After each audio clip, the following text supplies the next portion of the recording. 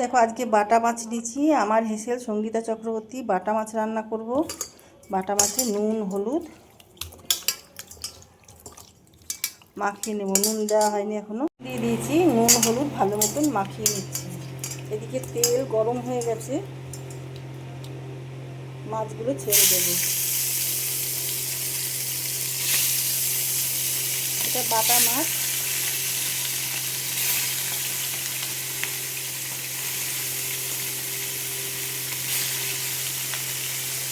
এভাবে মাছগুলো সব ভেজে নেব। মাছগুলো ভাজা হয়ে গেছে, আমি এবার তুলে ফেলবো।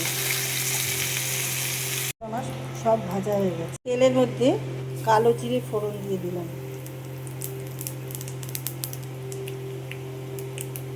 দুটো ছোট ছোট পেঁয়াজ লম্বা করে কেটে নিয়েছি, আমি এগুলো ভেজে নেব।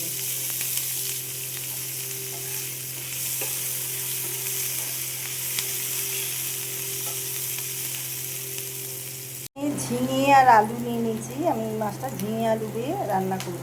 পেঁয়াজগুলো ভাজা হয়ে গেছে, আমি এবার সবজিগুলো দিয়ে দেবো। ঝিঙে আর আলু, তোমরা অন্য সবজিও দিতে পারো।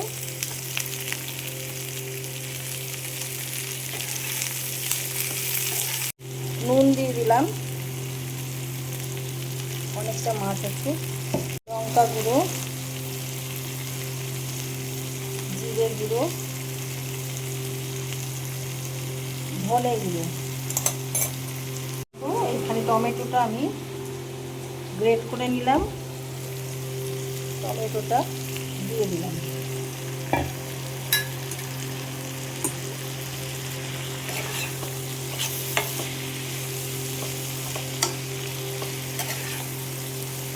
দিলাম হলুদ,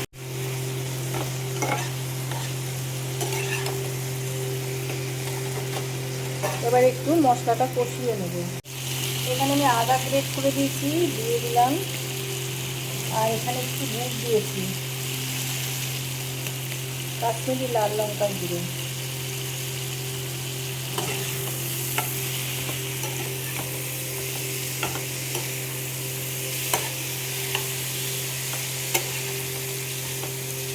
এটা মশলাটা কষানো হয়ে গেছে, আমি এবার দিয়ে দেবো জল।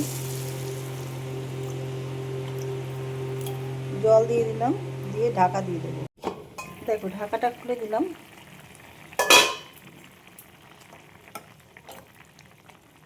এবার আমি মাছগুলো দিয়ে দেবো। মাছগুলো ভেজে রেখেছিলাম,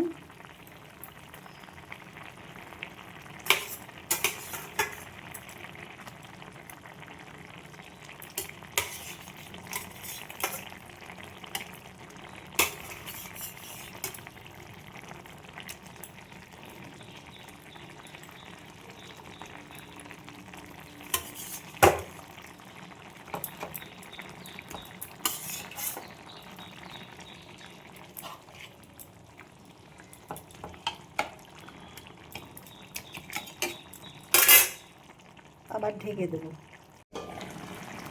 দেখো ঢাকাটা খুলে দিলাম, আমি এবার দেখে নেব।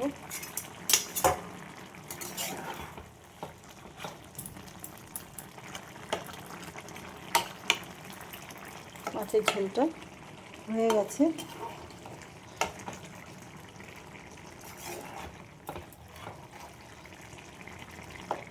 আলুও সেদ্ধ হয়ে গেছে, এবার আমি নামিয়ে ফেলবো।